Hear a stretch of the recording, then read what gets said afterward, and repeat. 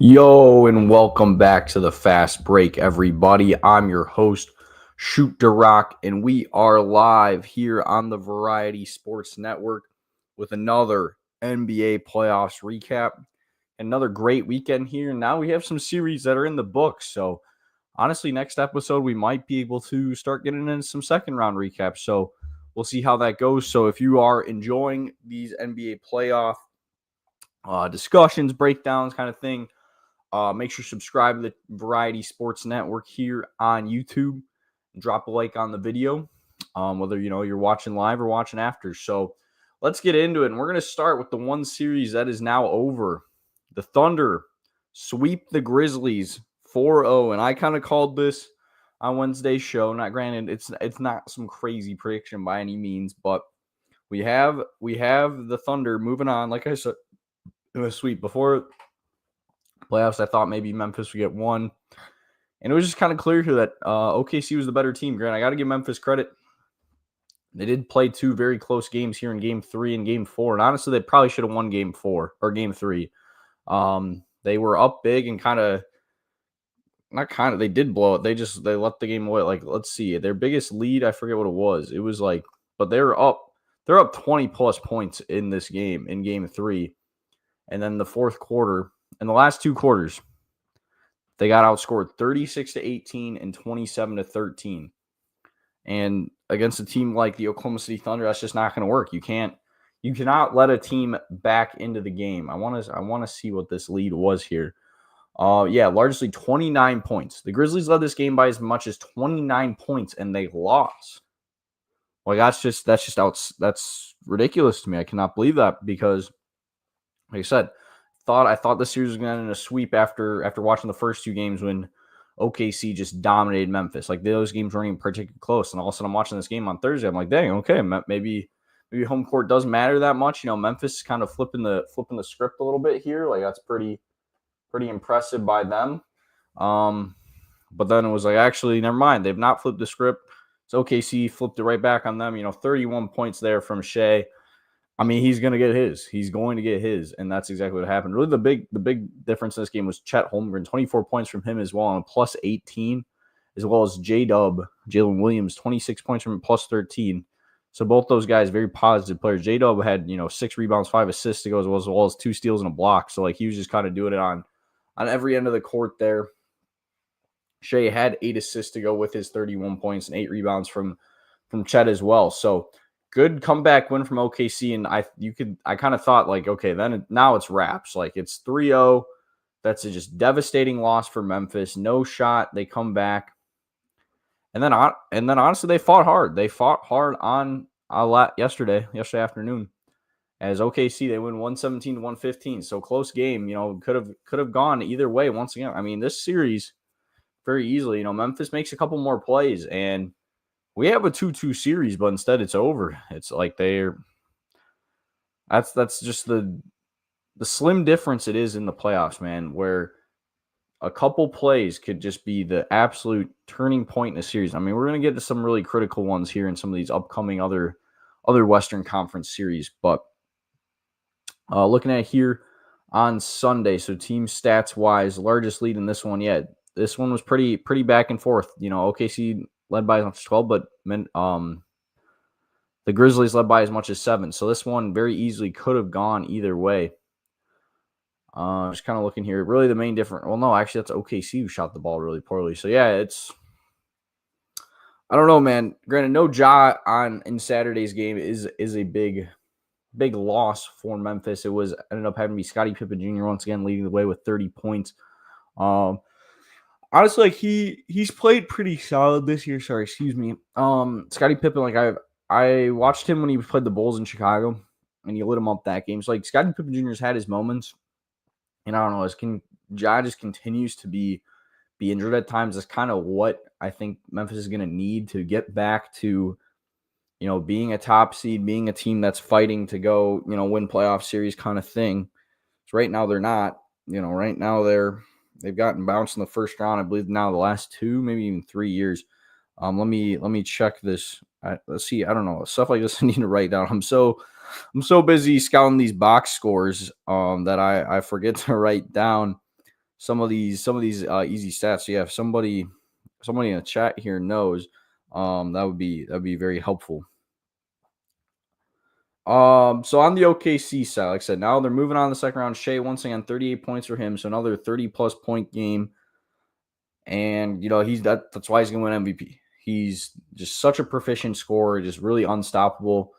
Not really much I'll say. 6 assists to go with it as well. I'm looking at kind of some other guys here. Isaiah Hartenstein only had 11 points, but had 12 rebounds, so nice double for him. And also was the highest plus minus player in the game with a +8. J-Dub once again 23 points for him as well, and then Chet Holmgren with 11 points. So it's just a lot of different guys getting it done here for OKC. That's why they're so tough to beat. Yeah, that's what.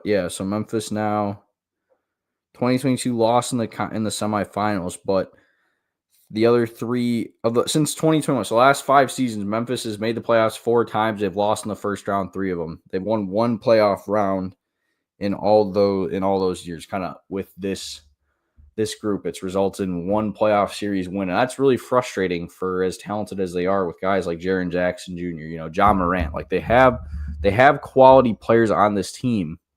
They just can't seem to get over the hump right now. So we'll see if eventually they can figure it out. But this year wasn't their year. And it's OKC moving on. So they're going to be playing either the Clippers or Denver in next round. And that's where, OKC is really going to have an advantage here because we'll get to that series in a little bit. But that one is looking like it's going to go, well, for sure at least going 6 and would not surprise me if it goes 7. As opposed to now here, OKC, they're done already. It was a 4-game series, 4-game sweep. So pretty quick series for them. Like they're probably, I would have to think at the earliest,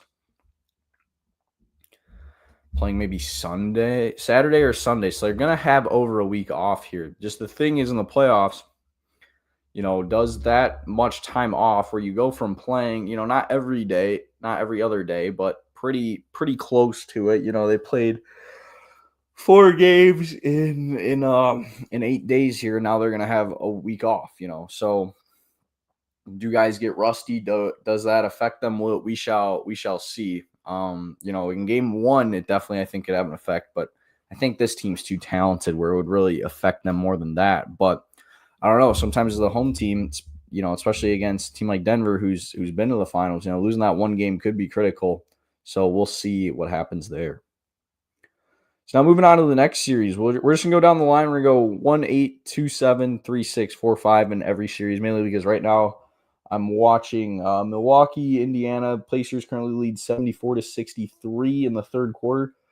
So that's the last game of the night. So that'll be the last one to finish. So we'll comment on that one last. But Golden State comes back to win Game 3, 104-93 at home. Once again, no Jimmy Butler in this one for Golden State. Still dealing with that pelvic contusion. But it was Steph Curry, man. He's always performing in the playoffs, and he did once again last night. 36 points for him in the victory. Kind of looking at his other stats here, he also had 9 assists and 7 rebounds, so very impressive there. Only took 23 shots, 5 of 13 from beyond the arc, so shot it really well from 3. Hit some clutch threes when they needed him. Was really big in their fourth quarter comeback because that was the difference. They were down heading into the fourth. They were down heading into half. Like they were going to be down double digits heading into halftime until the Warriors went on a 9-0 run to close out the half, and that ended up being pretty big. It put the game within striking distance, and then outscored Houston 35-22 in the fourth quarter. After outscoring them 23-21 in the third. So it was one of those where, they kept the Rockets didn't put them away. Once again, you got to put these experienced teams, these high-level teams away. And when you don't, they're going to make you pay. And that's exactly what happened here. Looking at anyone else, it was Buddy Hield also really shot the ball really well. 5 of 11 from 3, 17 points off the bench. And then 16 from Gary Payton as well. Hit 2 of 3 from beyond the arc. He hit some pretty clutch threes in this one as well. So some really, really big shots here from both teams, and that's what or not from both teams, from players, starters and players off the bench. And that ended up being the difference here for the Warriors. Looking on the Houston side, it really stands out to me. Jalen Green, I was talking about how great of a game 2 he had, how he took 18 threes. He only scored 9 points in this one, including going 1 of 5 from 3. And you honestly just cannot have that from your best player in a game like this. So we got a bit of a brouhaha scuffle here in the Pacers-Bucks game. So we'll have to see how that escalates. Their leading scorer was 17. Sorry, I don't know why I'm yawning so much. 17 from Fred VanVleet, but same thing. He took 14 shots, went 3 of 9 from 3. It was a minus 16 in the game, the worst here of anyone on the Houston side. Şengün had 15 points and 11 rebounds, but same thing. It took him 18 shots, so not efficient at all.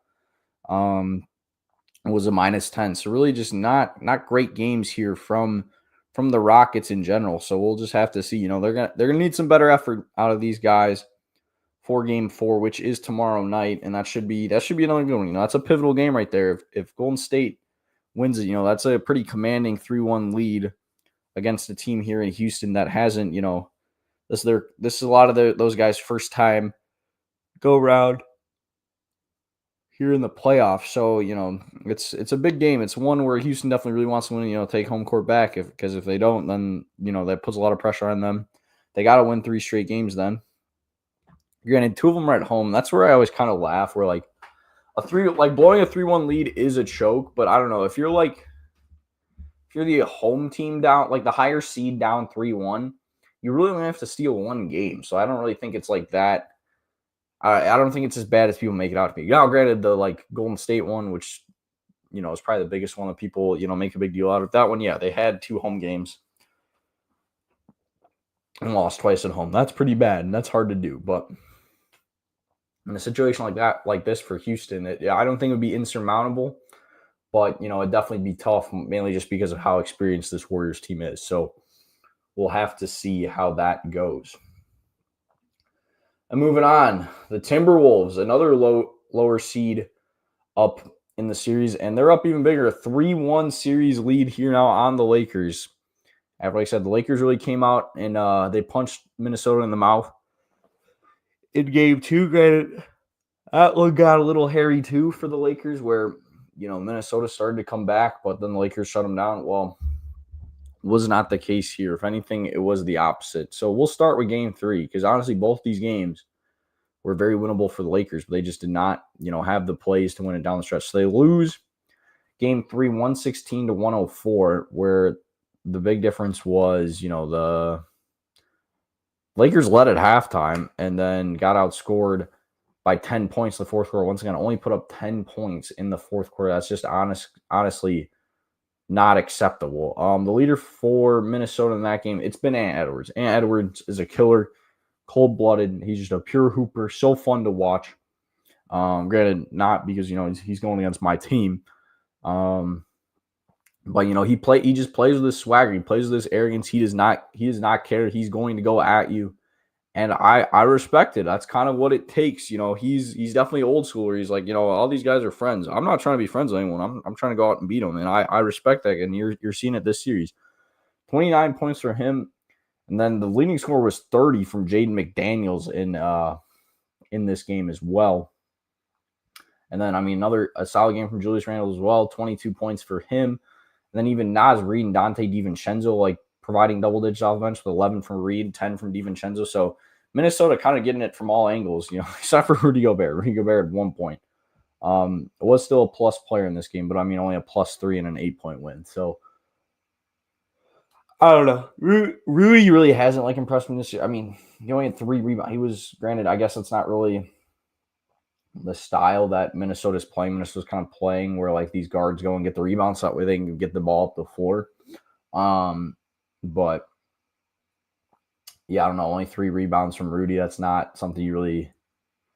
I don't know. I just feel like, I was kind of trying to defend him earlier where people are almost disrespectful of Rudy, being not scared of him. But then I don't know. He's not really putting up any stat lines that make you feel like you should be scared of him. So I guess I kind of get it a little bit right now. On the Lakers side, it was 38 from LeBron, but he's a minus 10. Austin Reeves had 20, Luke had 17, but took 16 shots. Like just wasn't really a great game from Lakers. Rui Hachimura was a minus 18 in this one. Scored 8 points, but took 7 shots to get there. And did make 2 of 3 of threes, 2 of 4 of his threes.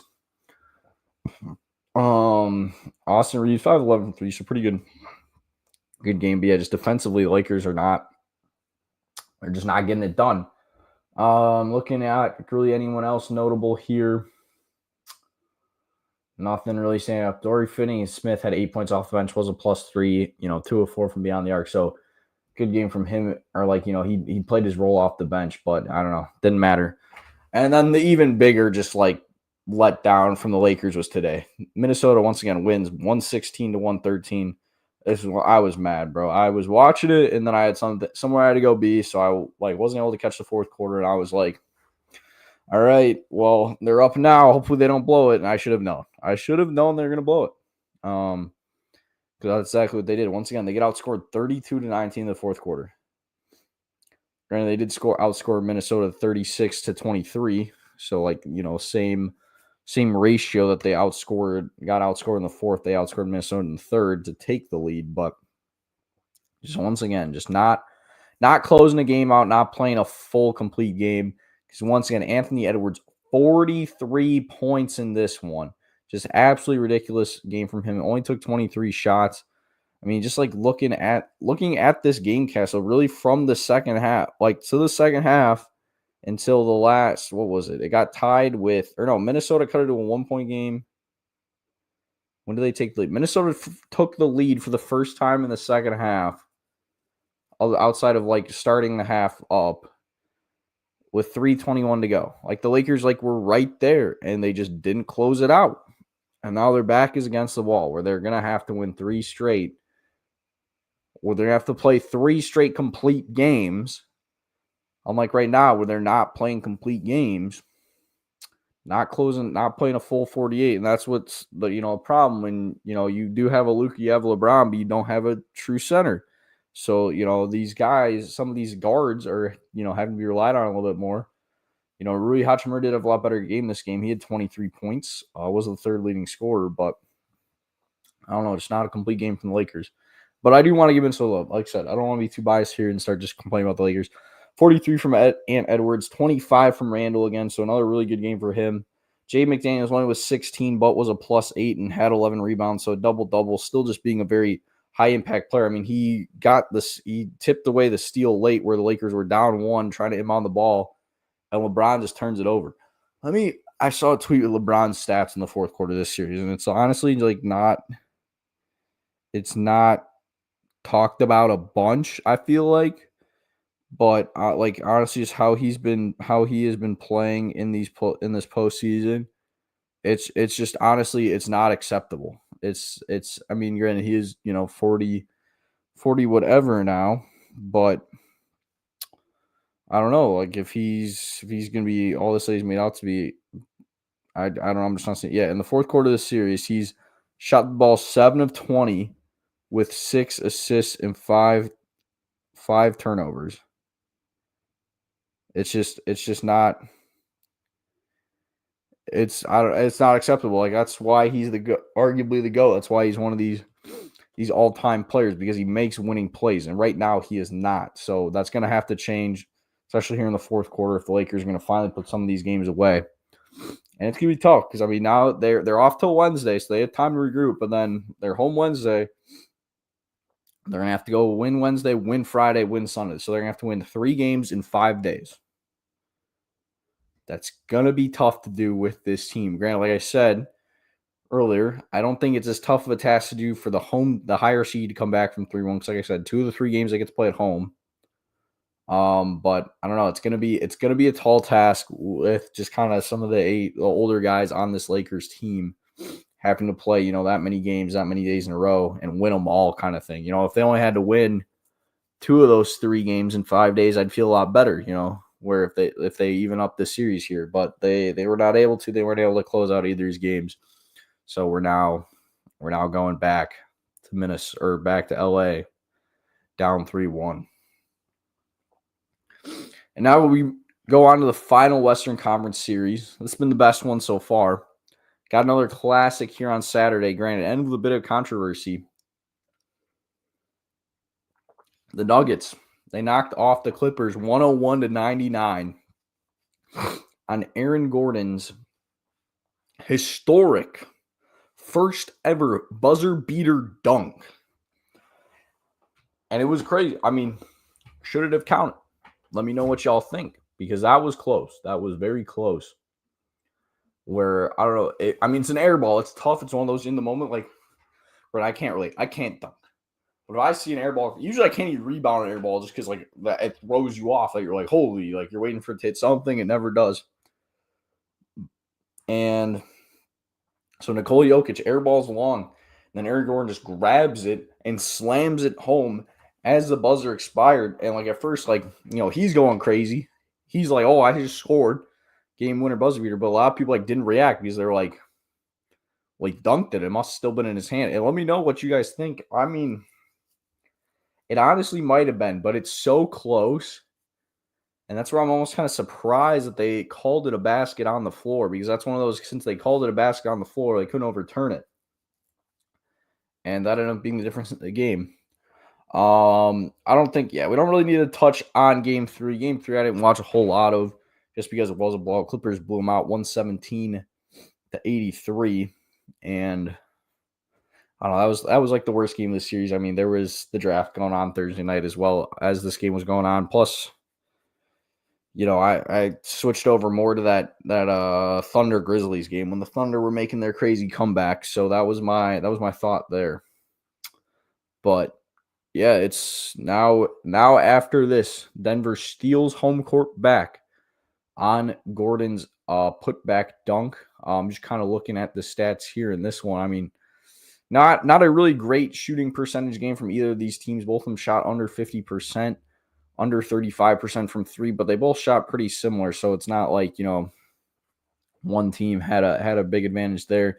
Once again, Nikola Jokic, 36 points, 21 rebounds, 8 assists. He's just so good at basketball. There's literally, I don't know how many more times I can say it. That's what I'm saying. I gotta get someone on here to, like, talk about it with me, because me just, like, saying, hey, he's the best player in basketball. You guys know that by now. Like, I really don't know what else to say. It's just crazy, these stat lines he continues to put up. And I mean, it's one of those, man. The Nuggets somehow go, again, not my pick too. If they somehow go on a run and win a title this year, like, Jokic has to, like, borderline start being in, like, these,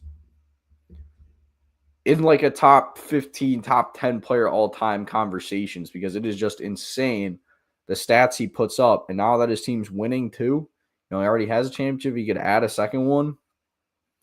It's, he's starting to put himself in that conversation, but we will see. Like I said, long way to go for that. All 5 Nuggets starters were in double digits in this one. Christian Brown with 17, Jamal Murray with 13, 17 as well from Michael Porter Jr. and 14 from Aaron Gordon, including that game-winning putback dunk. So very, very impressive game all around from all those guys. What was it? Who else coming off the bench? Yeah, that's like, I mean, they had 4 bench points: Peyton Watson, DeAndre Jordan. So that's kind of crazy there. On the Clippers side, it was 24 from Kawhi. He's, like I said, he's been playing very well this series. It's been prime Kawhi kind of stuff. Also had 9 rebounds, 2 steals to go with that. So, getting it done on the glass and defensive end as well. 19 from Zubac, was actually a +1 despite the loss. So, and had 12 rebounds. Like I said, he's been battling hard. But Jokic is just that good. 22 from Norman Powell as well, but he was a -8. It was more just he was hitting threes, shot 4 of 8 from beyond the arc. So very, very good shooting game from him. But overall, defensively, not as great. Really, this is actually like Bogdan Bogdanovic was a +22. That doesn't seem right to me, because the Clippers, like, led this game by as much. I guess he must have played a bunch in the fourth, because in the fourth, the Clippers were the ones who made this game. Like, this game was over, but they outscored the Nuggets 34-16 in the fourth. Which is, that's crazy. So, it was the third quarter. Denver went off. outscored the Clippers 35-17. And then LA kind of answered like right back kind of thing. So with quite literally the same margin. That's when that happened twice there. 35-17. They then retaliate with a 34-16, but only if they held in the 14. This game would have gone to overtime. Who knows what would have happened? But yeah, 2-2 series, man. Game 5 of this one is going to be on Tuesday night. I should be live for that. I think that'll be a good game. I mean, I don't know. Maybe I'll try. We'll see, because it could be the last Lakers game of the series of the year. Maybe we'll try to go live a little bit early. Maybe we'll go live early here. Once I'm done going through all these series, I'll look at Wednesday's schedule. Maybe I'll go live earlier here on Wednesday, and then do a Lakers watch party on my Twitch. We'll have to see. But definitely, I think going to do a live watch party again on Tuesday. Should have some pretty good games in both the NBA and NHL again. Let me just check this quick, because now that I brought it up, now it's going to bug me. So I have to look at this. Tuesday, we would be looking at potentially 4 games on Tuesday. No, there will be 4 games on Tuesday. Bucks Pacers at 5 on NBA TV. Then Nuggets or Pistons Knicks at 6:30. That'll be a closeout game potentially. We'll get to the East here in a sec. 7:30 Magic at Celtics on NBA TV, and then 9 p.m. Clippers Nuggets. That should be a good one. And we got a doubleheader for hockey as well. Like 4 games for hockey as well. Yeah, I'm stoked. I'll be live. I'll be live for a while here on Tuesday. That should be a fun stream. All right, but now we'll flip over to the East here. We're on the verge of another sweep with the 1 seed. Cavs lead the Heat 3-0. I talked about, that's actually kind of crazy. Did they only play? No, I keep forgetting. I did a show Wednesday. Right?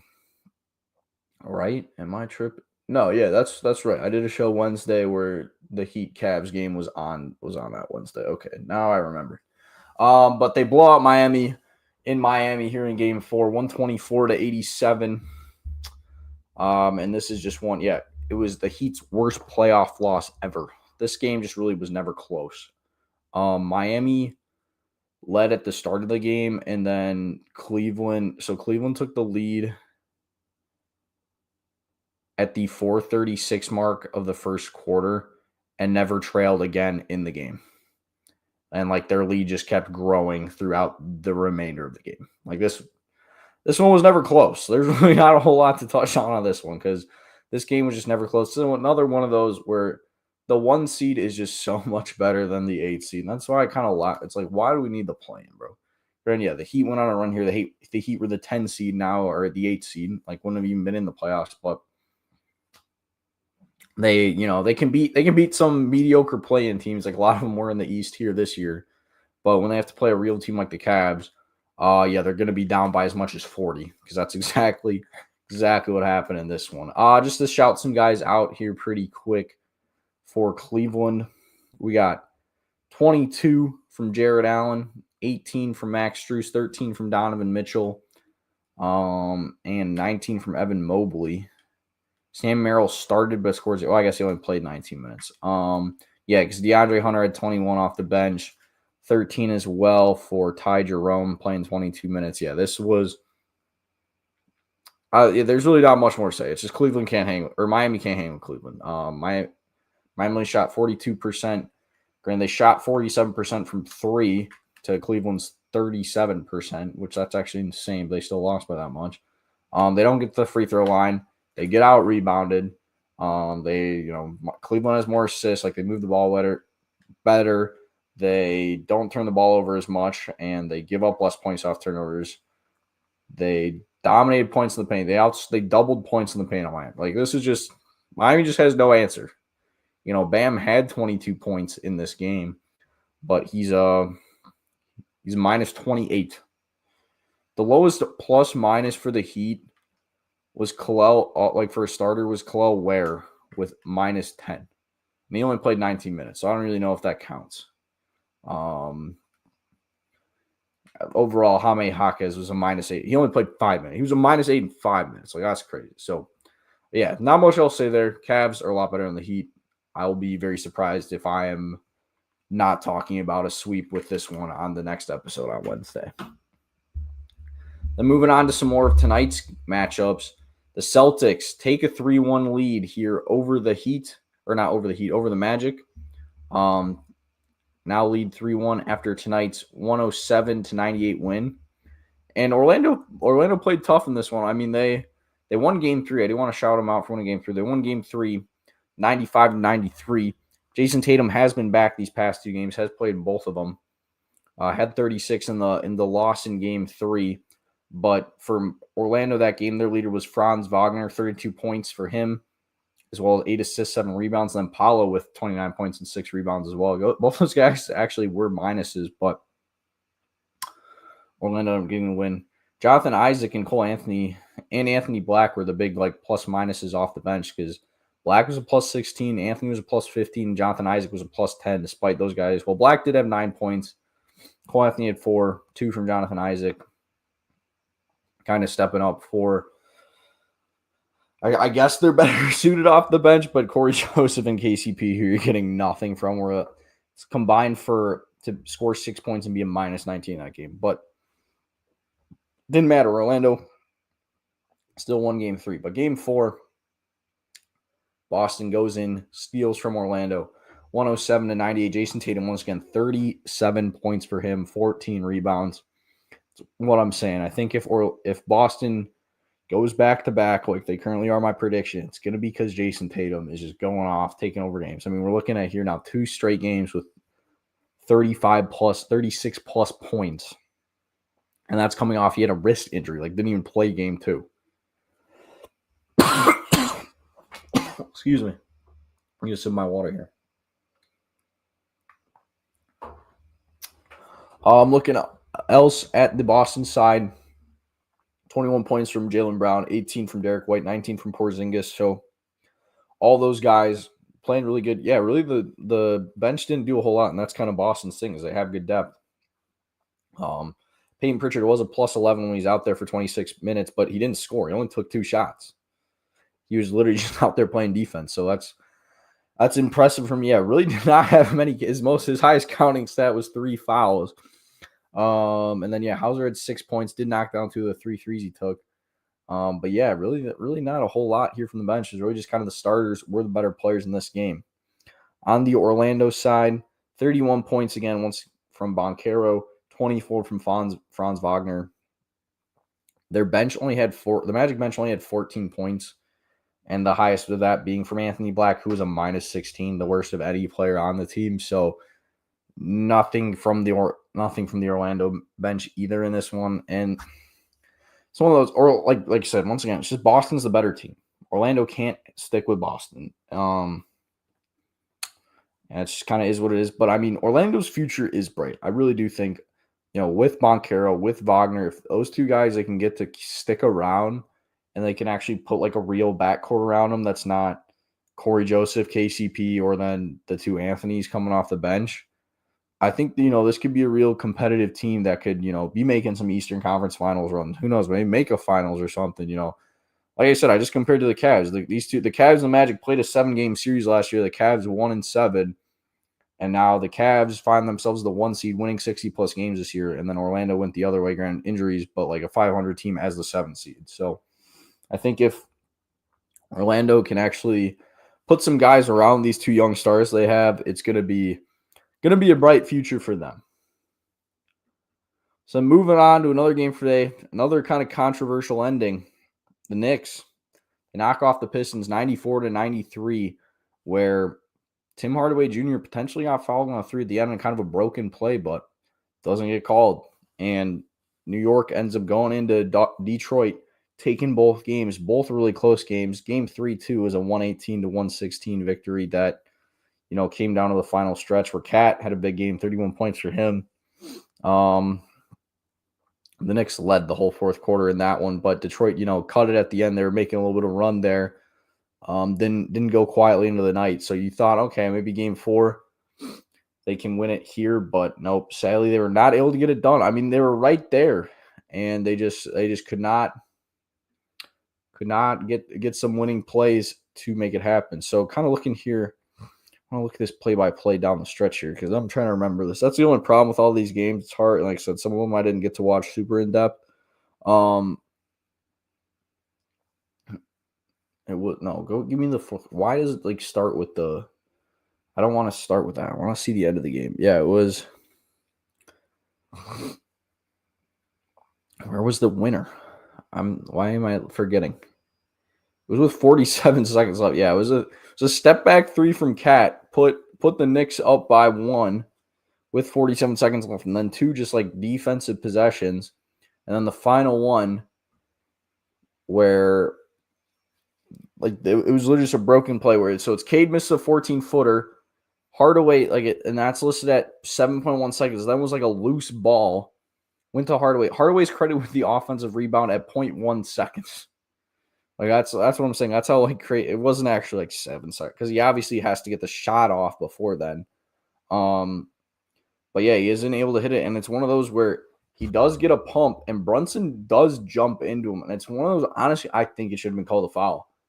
I know a lot of people argue that's bad for basketball because it's not a natural shooting motion, but it's always been in the game. And to be honest, I think it's a strategic thing where on a closeout, and that's why you were like seeing it kind of in the college game where 2 games ended where in the Final Four where the guy goes to shot fake and he shot fakes himself where he like jumps and like had to just drop the ball with Chad Baker-Mazar and then Emmanuel Sharp did for Houston as well. So honestly, like the art of a pump fake is like something to match. So if you're able to pump a guy closing out and he jumps, and as long as it's not like it wasn't like Hardaway like flung himself in the front, like yeah, he kind of bumps into him, but he's jumping up and bumps into him. Where I honestly think that's a foul call. If you're able to get him up in the air and you draw contact, that's a foul. That's the same thing as a layup. You get a guy in the air on a layup and you draw contact, you're getting a foul. It should be the same on a jump shot. So I really do think Detroit has an argument there where you could say, they got jobbed a little bit. They got screwed a little bit by the refs where that should have been 3 free throws potentially. And we have a now 2-2 series heading back to Madison Square Garden. Grant, I don't like saying the refs lost you a game because there's so many things that goes on in 48 minutes of a game where, yeah, you can look, that could be something that costs. There's a lot of other mistakes you made. Like, let's look here. Detroit had 19 turnovers and gave up 20 points off those turnovers. They take a little bit better care of the ball, especially considering, Knicks only had 10 turnovers. And like I said, on 10 turnovers, they scored 20 points as opposed to, or no. On 19 turnovers, they scored 20 points, where Detroit, they forced the Knicks to turn the ball over 10 times, but only scored 15 points kind of thing. So, however, actually, that's a better percentage. Like I said, I hate how ESPN lists it. Honestly, it confuses myself talking about it because they list total turnovers and then they give points conceded by turnover. So like it has a 20 in the Pistons column, but I have to be like, wait, no, that means the Knicks scored 20 points off turnovers. So I have to look at it cross where it's like, no, I don't have to look at it cross. I look at it down because they turned the ball over 10 times and then they gave up 15 points on it. I guess it does make sense, but I don't know. It's an adjustment for me. I don't know. They let both teams led by double digits, multiple points in this game. That's just kind of the NBA. Pistons shot 24% from 3. That too. Make another 3. So I don't really think Pistons fans can say refs cost them the games by any means, but it's one of those you're definitely gonna be kicking yourself not getting that call. But I don't know. On a broken play like that, it's just so tough. So I don't know. Like I said, I want to see this Pistons team. They're a good story. Want to see them compete, go far, make this a good series. But I just think that's probably gonna do it. It was looking at the box score here, 32 from Brunson, 27 from Towns. Again, 9 rebounds as well for Towns. Brunson also had 11 assists, a double-double for him, and then Towns almost had a double-double. Plus, Towns been feasting this series. He's the best big on the floor by far, maybe even the best player. Jalen Brunson has been playing very well. Has turned himself into a superstar, but we'll have to see here. I mean, there's an argument for Karl-Anthony Towns being the best player on the Knicks so far this playoffs, I would say.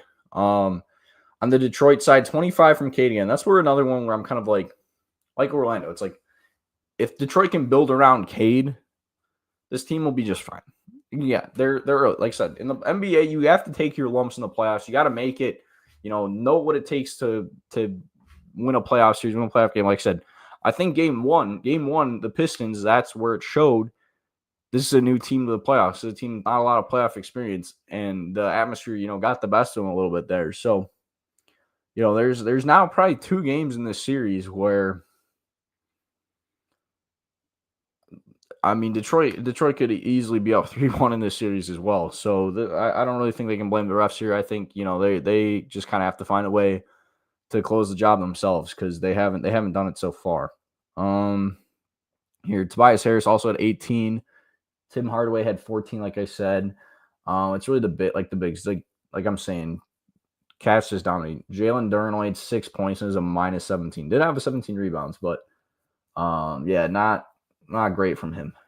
So we'll see here with the Pistons, but I originally said this would go 6. I mean, they have already won in the Garden, so maybe they can again, but I wouldn't put my money on it. I'd say this one we're probably looking in the East. I think we're looking at a lot of 5-game series here where I think we're going to have some East. Definitely for sure the East, we're going to have some series that we're breaking down on next pod because it looks like Knicks and it looks like we're getting Knicks, Celtics, Cavs, Pacers. I'm gonna be able to start breaking it down, kind of thing. Where it's these other series are pretty much over, and that's gonna be.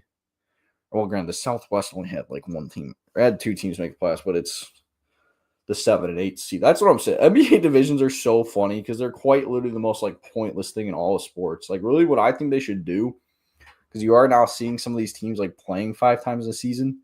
They should just use the divisions as the groups for the in-season tournament. Because then I think you're getting rivalry games as well, and top of, the in-season tournament. Guys are really seeming to care about it. So I think that would be fun to kind of do, and make the schedule making a little bit easier too, I feel like, to be all right, could do the COVID schedule where it's all right, 72 games, you play all the teams in your conference 3 times, all the teams in the other conference twice. And then, then your 4th game against your division is your NBA Cup game. So that's putting you at 76 games. And then you have two other games against division non-division teams. So that I guarantee you too. That's how it is all right, you'll play those teams a 4th time. So yeah, I don't know. That's my kind of thought. But yeah, it's kind of funny. Again, it does not matter. NBA divisions literally do not matter, but just in my head, I'm like, oh, it'll be 2 Atlantic teams and 2 Central teams. That doesn't matter. All right, final series, like I said, I think this one's going to end up being 4-1 as well because currently here, so it started a little bit earlier this series or this Sunday night. Pacers are up 110. Oh, shit, I didn't even change the banner for the last one. I was tripping. Yeah, Knicks lead Pistons 3-1. Pacers Bucks recap. It's going to be 3-1 Pacers. They're up 110-88 here in the 4th quarter. About 9 minutes to go in this one.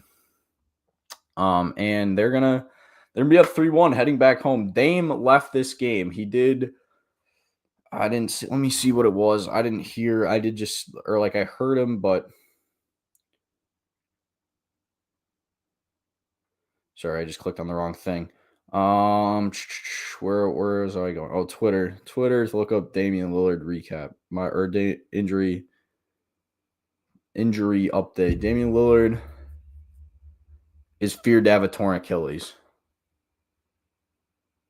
That's actually brutal.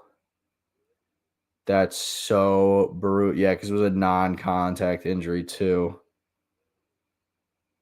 Oh my gosh. So now will be the 3rd straight year that the Bucks are going to go out here in the 1st round. I mean, if I didn't have the show tonight, I almost would have gone to this game because now I live 20 minutes from Pfizer Forum. Or I at least wanted to go to the Deer District for a game this series, but it's looking like I'm not going to get the chance because I don't really think it's going to be worth it to head out there for Game 5. Looking at it here, Miles Turner's the leader currently with 21 points, 17 points for Halliburton as well as 13 assists. 13 points for Nemhard, 21 or 11 for Neesmith, 10 for Siakam. So, and as well as 13 from Obi Toppin and TJ McConnell. So just the Bucks are, or I'm sorry, not the Bucks. Pacers are getting it from everyone. Everyone who's playing meaningful minutes is playing pretty well. I mean, Jarris Walker's played 17 minutes. He's probably going to get double digits as well. On the Bucks side, 28 from Giannis, but he's a minus 23. Has 15 rebounds. It's really just Giannis. This Bucks team just no longer has enough depth like they did in their finals run. I mean, like Brook Lopez is still there, but he's not the same player he was on that team. I really think, and this was a debate I had with some of my buddies. You know, I had some buddies in town yesterday, went out in Milwaukee, and we're talking with our Uber driver on the way back. Really chill guy, really funny guy. Had some good quotes that I won't share. But then he also did get around. We did get around discussing some basketball. And the Dame trade, you know, it really came up in a debate. And this is not me shitting on Dame because he's injured. By no means. Do not take it that way. But I don't know, just like what he lacks defensively, the Bucks really can't make up for. And that's the thing where Drew Holiday was such a good defender. Yeah, granted, Dame is light years better than Drew Holiday offensively. But I don't really know. Like you're seeing the output you're getting from Giannis where he can score at will, where I almost feel like you need more defenders than other scoring options. But granted, I guess, you know, it is a two-edged sword here where you're relying on other guys to kind of help out and you're not getting it. I mean, Kyle Kuzma, once again, 3 points. That's the worst trade.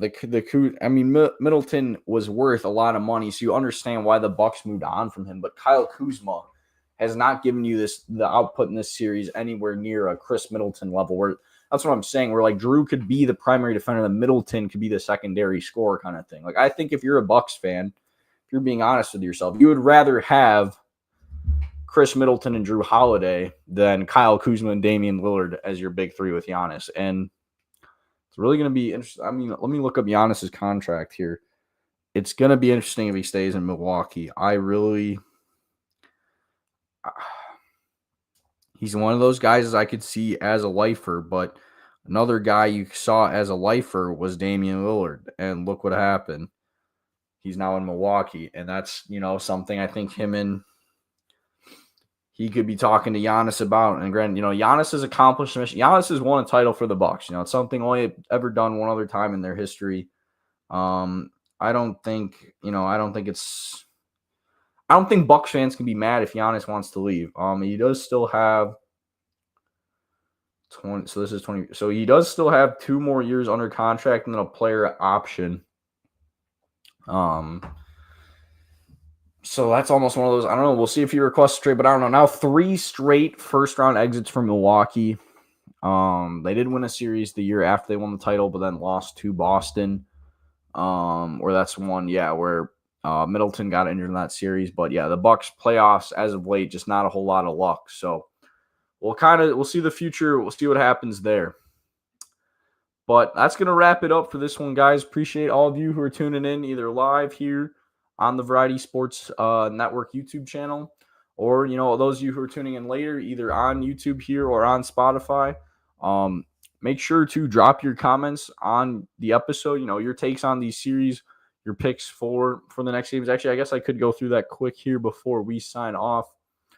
Just kind of go through the schedule here leading up to next episode. So on Monday, we got a doubleheader, Cavs Heat at 6:30 Central, 7:30 Eastern on TNT. Cleveland's currently an 8.5-point favorite in this one. I'm going to go with the Cavs. Like I said, I think we'll be doing some series previews for the East on Wednesday, so I'm excited about that. And then Rockets Warriors game 4 to wrap up the second game of that doubleheader. Golden State 3.5-point favorites. That one's at 9 Central, 10 Eastern on TNT. I'm probably going with the Warriors in that one as well. So I'm going with a sweep and then Warriors to go up 3-1. Then on Tuesday, like I was talking about earlier, we have 4 games, an NBA TV and a TNT doubleheader. Granted, this is, again, should not bother me as much as it does. Why is there a doubleheader on NBA TV, dude? Put these games on TBS or even True TV, dude. How many Impractical Jokers reruns do we need? I don't understand why the NBA doesn't just put games on True TV. And you might question, why is True TV better? Because True TV is in at least a normal cable package. Whereas NBA TV, you have to, or like I was complaining about on Friday with the game on ESPN, you have to get the sports package. So not as many people have that because it's more expensive kind of thing. Like you want playoff games on national TV. And that's why I laugh when they're now oh, okay, next year they're getting rid of regional, because the first round you still get regional broadcasts. Like right now I'm watching the Bucks game on FanDuel Sports Network Milwaukee, because I don't get TNT with Fubo, which I did not realize till after I signed up for Fubo. So that's been a little bit frustrating. But yeah, they just make these games way too difficult to watch than they need to be. But we have Bucks Pacers at 5 Central, 6 Eastern, NBA TV. No line out on that one since game 4 is still going on. I think Pacers are favoring. Like I said, I think we're getting Pacers winning that one. So we're getting Pacers Cavs second round. Then 6:30 on TNT, 7:30 Eastern. Knicks Pistons game 5. Knicks are 5.5 point favorites. I think I'm going with the Knicks in that one as well. And then 7:30 Central, 8:30 Eastern, NBA TV. Magic Celtics game 5. Boston's 12.5 point favorite. I'm going with Boston. And then the one that I'm most excited for, 9 Central, 10 Eastern, TNT, Clippers Nuggets, game 5, back in Denver. Clippers are actually minus 1.5 point favorites, but I'm going with Denver in that one. So on Tuesday, and again, feel free to drop your guys' picks. I'm going with I'm going with Pacers, Knicks, Celtics, and Nuggets. So I'm going all home teams on Tuesday to win that one, where all these East series will be wrapped up, and then we'll have Nuggets up 3-2 on the Clippers. It's my pick. Then Wednesday, as of right now, potentially, if necessary, like I said, I'm saying it won't be, but we'll see. Heat Cavs game 3 or game 5 will be on Wednesday at 6 Central, 7 Eastern on NBA TV. Like I said, I don't think that one's going to be going on. Then we got Rockets Warriors game 5 on TNT on Wednesday as well. No line out for that one because that series still is a game 4 tomorrow. And then 9 Central, 10 Eastern on TNT, Lakers Timberwolves game 5. Lakers backs against the wall, must win for them. They're 5.5 point favorites. I'm saying they're going to be a homer. I think we're going to get a game 6 Friday night in Minnesota. That's going to be where I think the winner of that wins the series, because granted, when Minnesota wins, they do win the series. And if the Lakers win that, then it's game 7 back in LA. But we'll see. Lakers got to win on Wednesday first. Like I said, we'll see. I'll have to see. Maybe I'll even go late, because that's the thing. I don't want to have to go live early and then there's no, I'm not really breaking that down yet.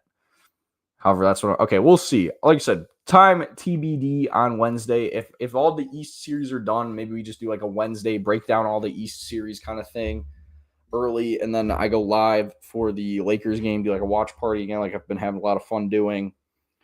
Or I don't know, maybe if the East series aren't done, we do the reverse, where we do Lakers watch party and then go live real late here post game. Lakers Timberwolves instant reaction game 5 on Wednesday night. We'll see. But until then, that's going to wrap it up. Thank you guys so much for watching. Make sure to follow the Variety Sports Network here, subscribing on YouTube, following on Instagram and Twitter. Make sure to follow the Fast Break Twitter account.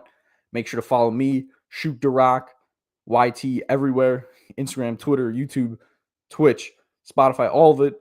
Appreciate you guys for watching. Make sure to drop your comments, subscribe, follow, do all that. And I will see you guys next time. Peace.